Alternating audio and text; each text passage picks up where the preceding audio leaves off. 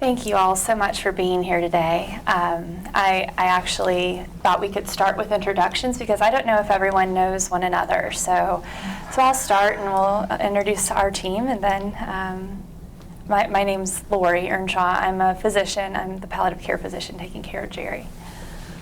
I'm Frank Vaughan. I'm the chaplain on the team. I'm Barbara Head, and I've been taking care of Jerry on the palliative care floor. I'm a nurse. And I'm Dr. Moffat. I'm the oncologist taking care of Jerry. And I'm Tara Schapmeyer, the social worker, and we've all met. I'm Christine. I'm Jerry's daughter. I'm Brian, Jerry's son. And I'm Alex, Jerry's partner. All right. Well, thank you again for being here today. We really appreciate it. And I met Brian and Christine earlier today, and Christine had voiced some concerns about Jerry's plans, the plans for Jerry's care. And so I was hoping that we could all come together and hear the same information so we could discuss plans going forward. I'd like to go first. Sure. I would like to know who is in charge of our father's decisions, who makes all the decisions for his care, because obviously he cannot make those decisions by himself right now. I mean, he could barely converse with us. Christine, it's really understandable that you would be concerned about that at this time. And it's got to be really hard to see your dad like this right now. And that's exactly why we're here today, is to be able to bring all of this to light and really talk about things. I wonder, did you know that your dad really did think long and hard about what might happen in the future back when he could make decisions? And did you know that he actually made some plans? No. Okay.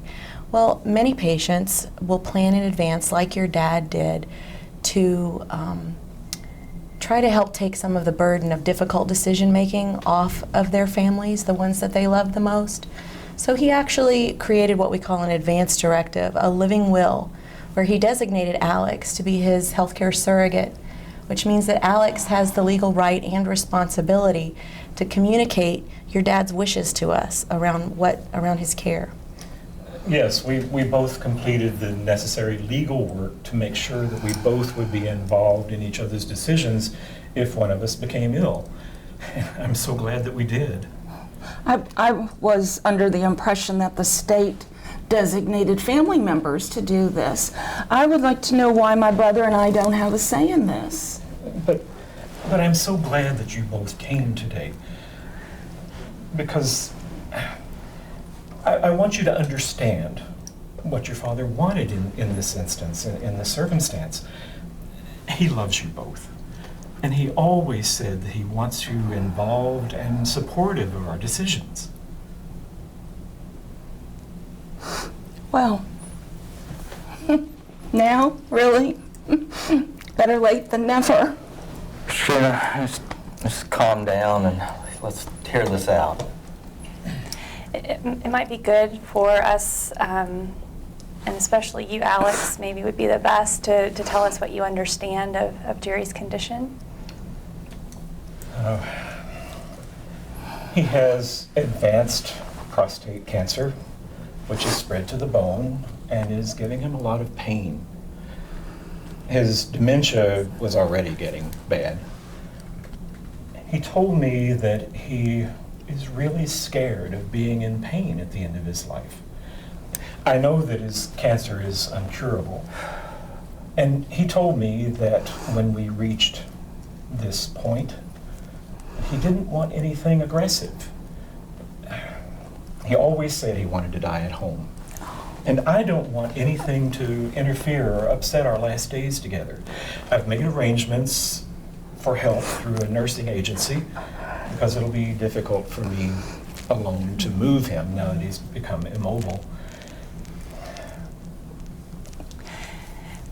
Oh, and really, in keeping with Jerry's wishes, we've been focusing on treating his pain and on working on trying to get him home so that he can spend time with his family.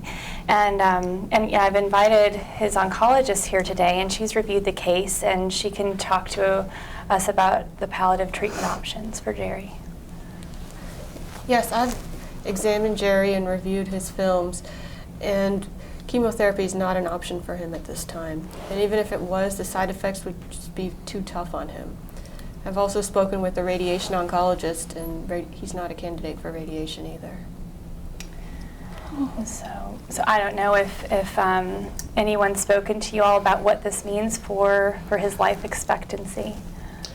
Yes, Dr. Moffat talked to me about it. I don't know if Christine has been told. Okay. Is that something that you would like to hear? Our opinions on that? Sure. And I think you may be surprised to hear this, but we may be looking at a few weeks or maybe a few months of life. And if his confusion doesn't improve, we could be talking as little as a couple of weeks. Well, that's something that I wasn't expecting to hear today and actually didn't want to hear. Oh, Brian. I have another question for the chaplain, if I may. Yes? My father's always, he's been a good Catholic before he met Alex, and I was wondering if he could see a priest to have last rites. I mean, is that something I could at least do for him? You're concerned for his spiritual life and how all Yes. what's going on affects him? Yes. Yeah, I've taught some with your father, and I talked with Alex, and what I learned is that a long time ago, he made a change in how he would want his spiritual life nurtured, and he decided that the church and religion should not be part of that. He found other ways to live his spirituality. So I think right now, if we would offer him a religious ritual, that Christine, that would probably more cause distress than comfort. And saying that, I know that the rituals of the church, they provide comfort to the families as well. So I'd be glad to look with you at ways, maybe if you can think of a ritual or even a service that would help you to find some peace around your father's diagnosis and dying. I'd be glad to work with you on that. Yeah, Christine, I really don't think Dad was that involved with the church. I think the only reason he went to the church is because Mom wanted him to. God, Brian, I can't believe the words that come out of your mouth sometimes.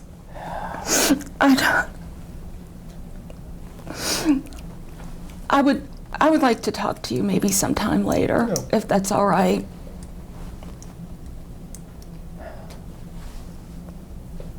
Yeah, I can see this as a really difficult time for you and your family, but I hope that we can really focus on what's important to Jerry.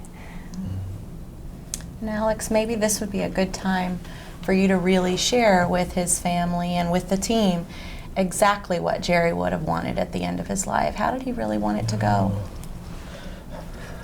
We discussed this in great depth.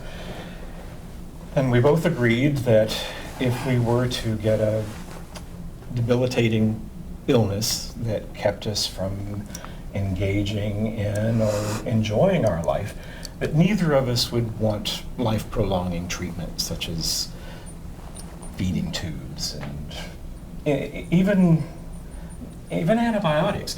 We had a friend who died of dementia, and he had tubes and IVs, and he was stuck in a hospital at the end, and he was so uncomfortable. Jerry saw this friend's family, especially his adult children. He saw them torn apart by all of this, and it really affected him. He doesn't want his children to suffer through those hard decisions concerning his care. And we both agreed that managing his pain was most important, and that we wanted to be at home. Right. And we've made tremendous strides in managing his pain since he's been here in the hospital. I know you've noticed he doesn't rub his leg, he doesn't grimace. He's still confused somewhat, but he's very alert. And I think with the time-release medications and the pain regimen we've instituted, just my observations are that he's going to be much more comfortable going home. And while we're all here, I would like to invite Brian and Christine to visit us in our home and spend time with your father. I know I walked into the room the other day when Brian was talking to his dad. Jerry had the sweetest smile on his face. And he rested so much more comfortably after that. I think it would really be good for him and be important to him if you would visit and bring the grandchildren. If it would make you more comfortable, I'll even leave while you're there visiting and sitting with him. I'm sure Alex really could use the help right now. And if you'd like, I'd be happy to work with you guys on a schedule to where he could, if you don't feel comfortable having him there, he could go out and run some errands or even go have dinner, and that would give him a break and give you guys a chance to have whatever you consider quality time with your dad. I mean, I know I would be good with that. I would like to come and visit with Dad, and my eldest son always loved Dad, and I know he'd like to spend some time with him also. So what I'm hearing is that we really want to focus on what's important to Jerry, and that is making sure his pain's controlled and that he's able to be home with the people he loves. Can we all agree that those will be our priorities? Yes, Certainly. Oh, Brian, I just can't believe you're buying into this because Alex just wants our help because he needs help taking care of Dad now. Well, I won't have any part of it. Well, I would like to talk to you a little bit more about, how we can help at home, and I think it would be important for us to get a home agency involved that provides interdisciplinary team care like our team does here, and really focuses on his symptom management and coordinating his care, so that if he were to get into pain at home, there would be a nurse 24/7, available 24/7 to be able to help you all know what to do. And we could even admit him to an inpatient setting directly from home if needed to control his symptoms, and he wouldn't have to be in an emergency room. And that agency is called hospice. No, hold on.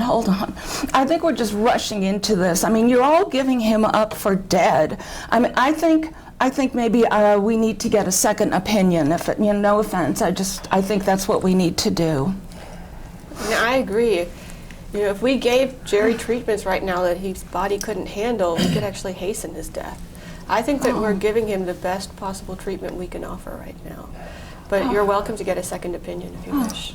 Please, don't put him through more doctor's visits and tests. Can we just agree to let him have a peaceful end of life as he wants? Can't this just be a time of closure and reconciliation? I want to carry out his wishes, and I hope you can agree to that. Jerry never wanted to hurt you with our relationship. I just wish you could understand the love between us. We've shared so much over the years, and we are both grateful for our relationship. I'm good with that. I mean, I would like to schedule some time with Dad. You can be there. If you need to get out and do things, that's okay also. I feel like I probably haven't been the greatest son to my father. He's my father too. And you're all just giving him up for dead. You're just writing him off. Well, I won't have it. I am not going to be a part of this. Christine, I really understand your feelings.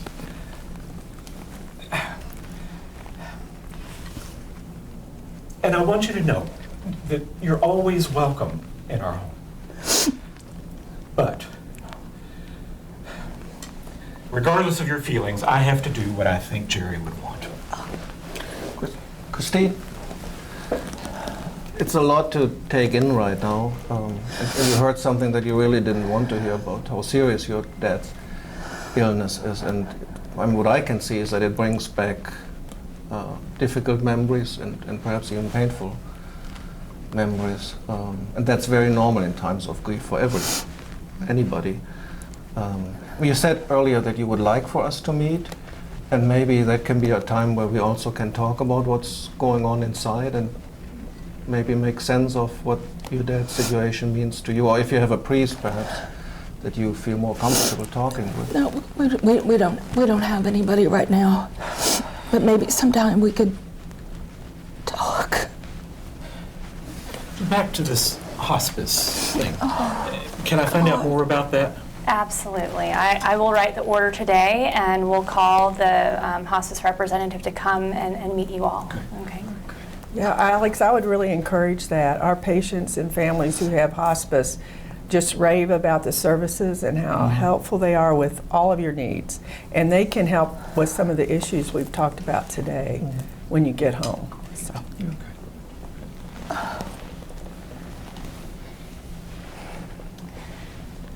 Christine, is there anything else that you wanted to ask, or any concerns that you wanted to tell us about? No, it's very overwhelming, and I guess I have a lot of thinking to do. Okay. And I just can't sort everything out right now. It's all a big jumble. Well, we're so glad you came today to start on that process of sorting things out for yourself. Thank you for meeting with us. And Thank I'm you. sure my father will appreciate it.